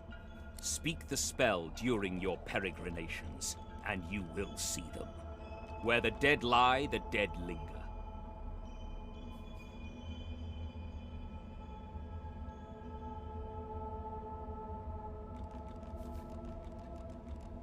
They would have thought he is a master of the source himself. And so much more. But I'm no longer who I once was, bound to you as I've become. I will teach you what I can, but the knowledge that will expand the bounds of your soul, that you'll have to hunt for yourself.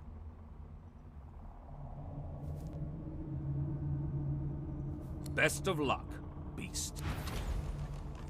Well. And who are you?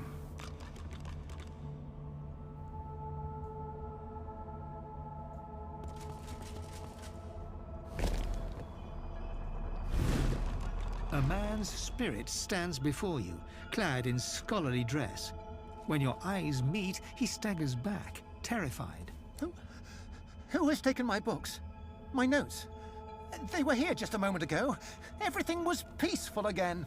Sweet Armadia, why do you test your chronicler so, haunting me with spirits? Am I cursed? Has the goddess turned her back on me? Inform the spirit that he is dead, while you are not. The chronicler shudders, looking sick to his stomach. Again. This again. I sleep, then I wake, and another piece of the world is gone. When we were in Reaper's Eye, when I saw those tomes and scrolls, I was myself again. For a moment, I was alive, but the vision always fades. I'm just a remnant of the Empress's ambition. Why can't I escape? Why is there never a way out? Tell the chronicler you want to know more about him. Me? I archived Rivellon's history. I used ink to immortalize greatness on the page. A lizard empress sought my services. She needed an ancient design restored from a damaged text. She told me the design was brilliant. When the armor was forged, the Empress showed it to me, and she trapped me inside. Consumed me. If it wasn't for me, the armor wouldn't exist at all. This is my fault. Promise to break him free if he knows the way. If I knew the way, I'd shout until every god heard me. But I have no idea. I simply want this to end. The chronicler puts his head in his hands, collapsing in silent defeat. Okay. Yes, this might be something.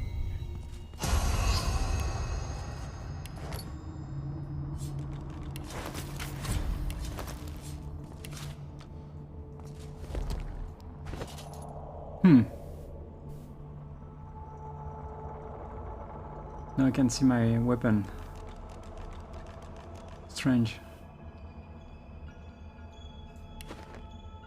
I'm not going to steal from him, but I hope I will be back. I really hope.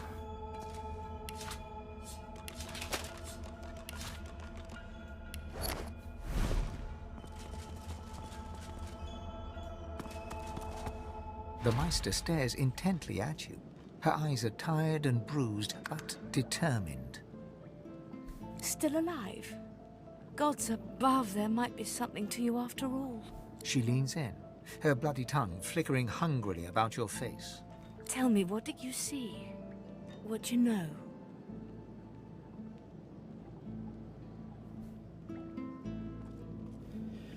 Ignore the burning in your lungs and quickly explain what happened. Your god hiding within you, your new power, and the masters of Source. She sighs impatiently as you hack up the last of the green smoke. You can't channel enough Source? Gods be damned, why couldn't you have a nice simple problem? Finding an orc to dance the hornpipe, perhaps?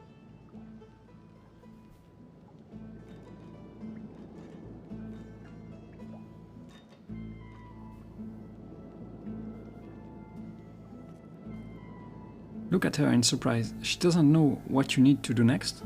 I know exactly what must be done. You must find a master of Source. And I could have helped you once, but no longer. The purging which the Magisters included as part of their service was quite efficient. They stripped me of my Source.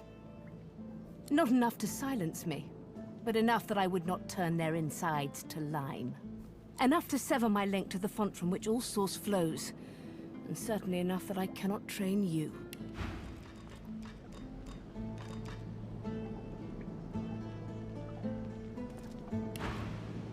So we must seek alternatives. Alas, the only Source Masters not yet hauled off to Fort Joy or turn into meat puppets are those too dangerous or cunning for the Magisters to contain. Sorcerers that allowed their power to corrupt them. Many are wicked, cruel, vile, and generally not good teacher material, but we may have no others to turn to.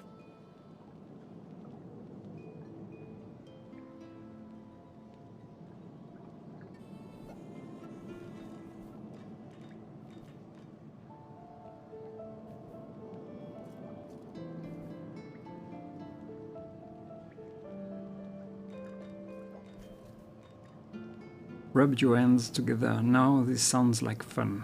These are the kinds of creatures that grew bored pulling the legs from spiders and so moved on to people. Fun is not the word I would choose. However, it is the path we walk, no matter what the cost. No matter what is asked of you. The Meistr doubles over in a violent coughing fit, struggling for breath. After a few moments, she regains her composure, wiping a thin smear of blood from the corner of her mouth. No matter what is asked of you, you must learn from them. You can't hide the concern on your face. She doesn't seem well. And you do not seem to be paying attention.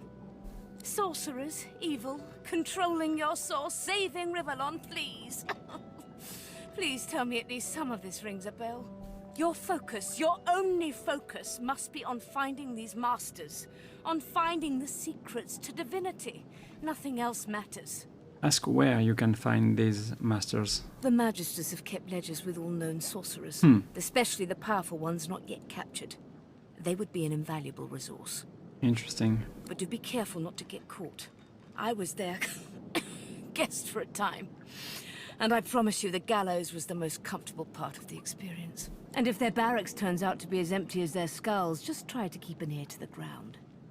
There may still be powerful sorcerers hiding in these lands. As she speaks, one of her wounds reopens, a dark red stain spreading across her tunic. She hisses in frustration and starts to bind the gash. I wish there was more I could do, but in this condition, I would be more a hindrance than a boon. Godspeed, and remember, do whatever it takes. Say that you will be back as soon as possible. See you, Laura. Quackers, what are you looking at? Egad, stop gawking at the shield. You ought to be quite used to such journeys into that stone realm by now. Meanwhile, the acorn draws nearer. I read through some tomes I saw that cranky old lizard carry. Some fascinating leads, but nothing like the power we need to stop the Knights of Dre and their wicked plot.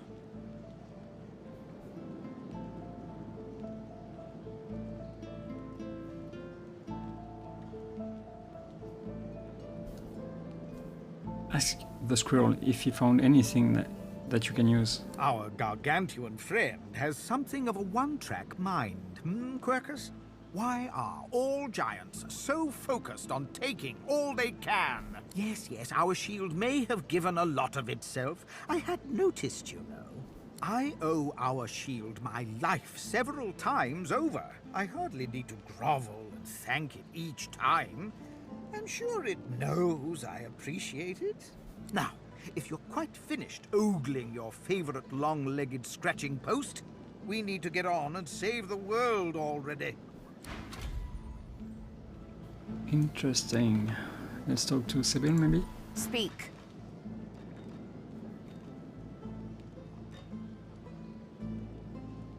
Tell Sibyl you wonder how she ever managed to escape from her master. Ha! A tale of cloaks and daggers and daredevilry. Are you up for it? Yeah, I would love to hear it. Wonderful.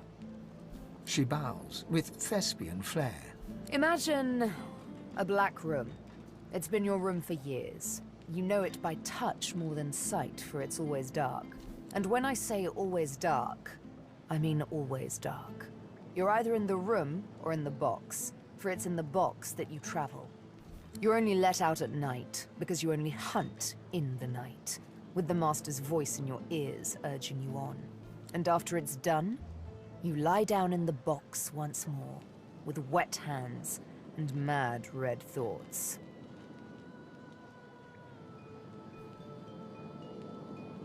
A box? Oh, is she even still sane? Sometimes it's best to let sleeping questions lie. The thing is, the box didn't break me, though I confess it taught me to hate. One night, I killed a scholar.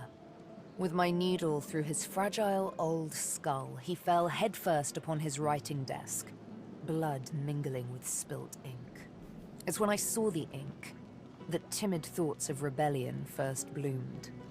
Back in my dark room, I dipped my needle that killed the scholar in his own ink, and engraved his name in my skin. I'd remember him. I'd honor him with vengeance. His name was the first, but many more followed.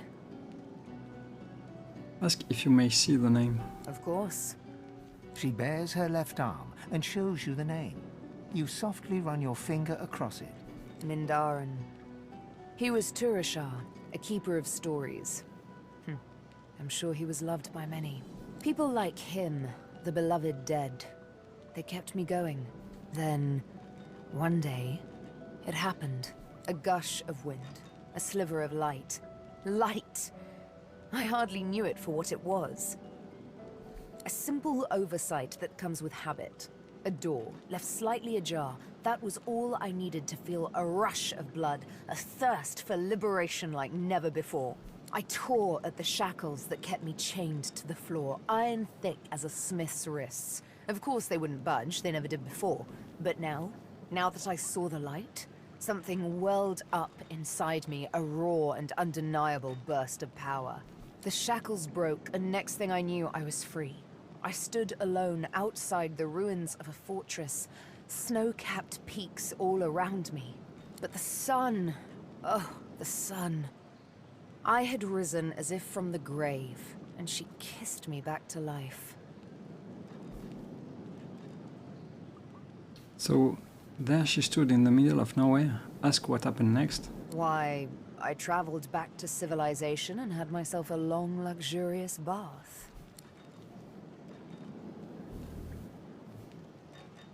Ask Sibyl why she kills her chosen targets with a needle. Why not use a sword or dagger? I was given my needle by the Master. Guess I'm just sentimental like that.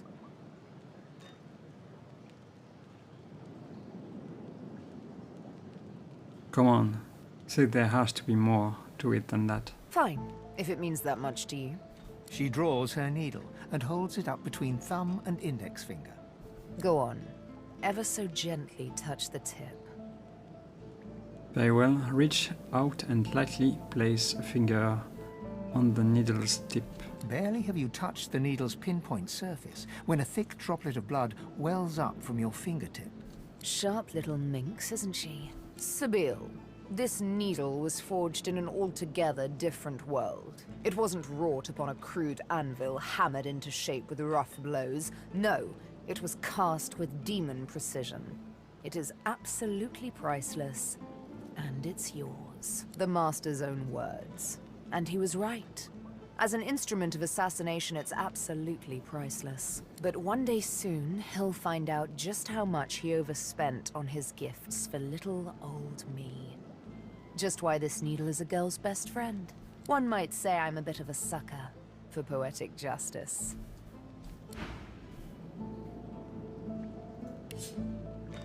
Okay. So, I'm going to read some or all the book I have collected. Son against father, death in the Elfland, a dramatic retelling of true events. Lucian the Divine and his adopted son Damien stand square-shouldered before each other, alike not in visage but in determination. Damien, and what have you been to me this year, Lucian? I am your father. It was I who saved you. I who loved you. Damien, love, you denied me everything. I am my true nature, the woman I love. You would have seen me, clean-cheeked, clinging, castrated, if it meant I would cause you no trouble. I am no Alexander. Lucian, my boy, your words bite into me and vipers. Please say no more. Damien, you made me silent all my life. I will stay silent no more.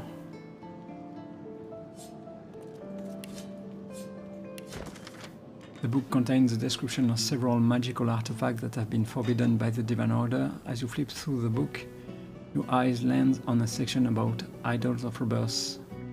I know about this.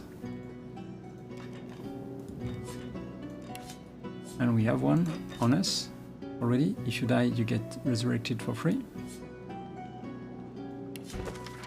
Tales of the Seven Gods. The Seven Gods were still young when they decided to each of them should have their own race to guide through the eternal flow of time. And thus it happened that Ralik, the most powerful of all gods, became the patron of the human. The burly Duna created the dwarves in his own likeness and even lived alongside them in the mountain caverns. I've read this one also already. T is for troll by Alan B. The term troll behavior refers to the way trolls live their lives, from killing and feeding to roaring and courtship ritual. Once you have begun to identify the trolls in your local meadows and caves, your next step is to find out how they behave. Luckily, this book is here to help. All trolls make for formidable foes, not just due to their size, but due to their talent for health regeneration. A half-dozen adventurer could spend many a minute slashing away at a troll, only to make nary a permanent mark upon it. Some adventurer insist that burning or poisoning may prevent a troll from regenerating. Burning or poisoning. Imagine their surprise when a troll wields those same skill against them with no apparent harm. This is because some trolls are weaker than others against certain elements.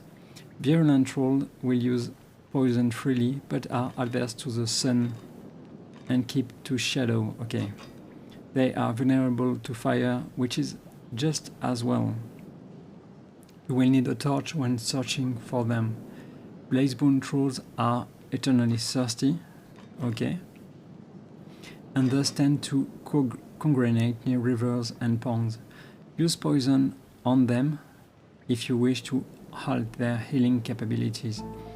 Amphibious trolls can breathe both under and above water, but they prefer clean, fresh air, given how quickly their tender lungs fill with fog and smoke.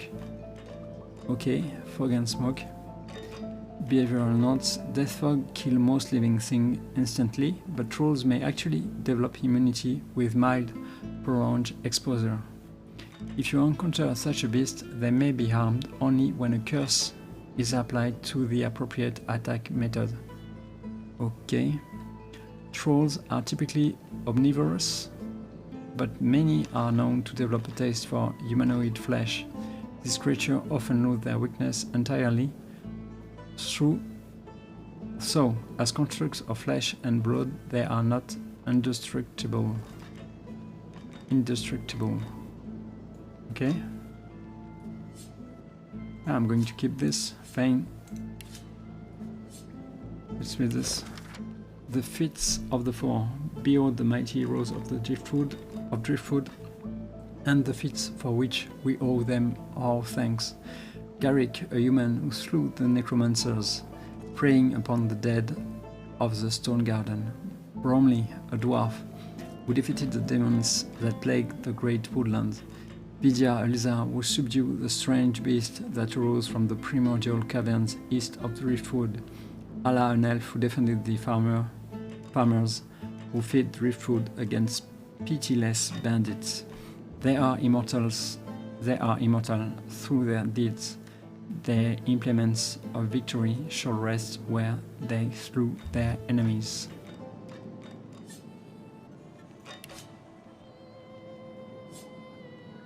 Let's read this. Why the seven gods exist not now, nor ever have. Gods are fairy tales, phantoms, what more? Who could mistake the mysteries of nature for the end of a ghost? The bounty and beauty of nature, it seems foolish to assign this wonder to some unknown and unknowing entity. Some may request I cast my mind gaze not upon the lilies of the field, but upon the soul of man and the higher beasts.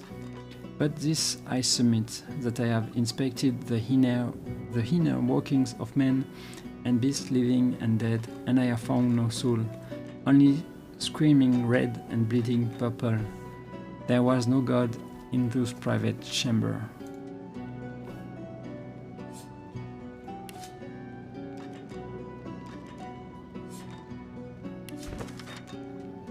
In this tome, Humbert the historian assembles the bulk of what is still known to the larger world about the infamous Brachus Rex and creates a lightly drawn portrait that feels somewhat incomplete but also carries the ring of truth. Brachus was once a fine human being and a noble ruler, but his greed overtook him and he became corrupted. There is mention of Cassandra, a twin sister, to whom Brachus did unspeakable things, stealing her life force that he may live forever. Unfortunately, these crimes saw him arrested by source hunters, hanged until dead, and his body thrown into a well. Rumors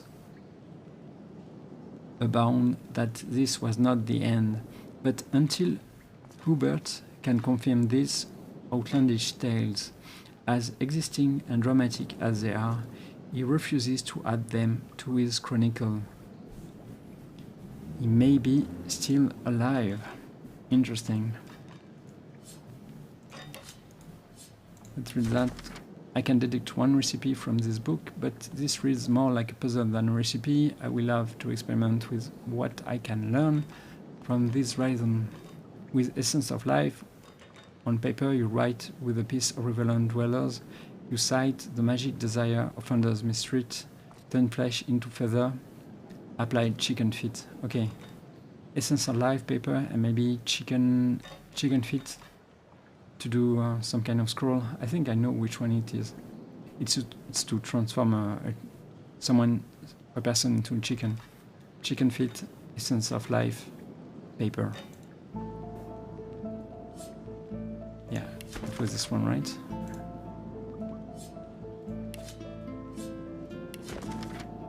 The most powerful scrolls are made with source orb. Okay. These are source skills that you can cast at will, without requiring source. One example is to start writing a scroll as you would write any pyrokinetic scroll with something sharp, but use the source orb as an ingredient. Okay? Interesting.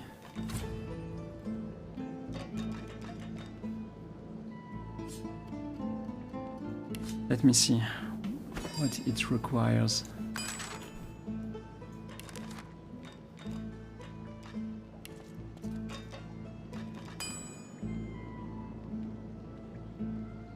Okay, so some... okay. And last one. This is a book of songs and sonatas written by the great bard Kirill, the greatest composer known to both living and undead. One song in particular catches your eye. The springs mix with the rivers, and the rivers with the sea. If the waters may duly merge, then why not you with me? Well, I'm going to end the stream now. I will continue later. Thank you for watching and see you soon.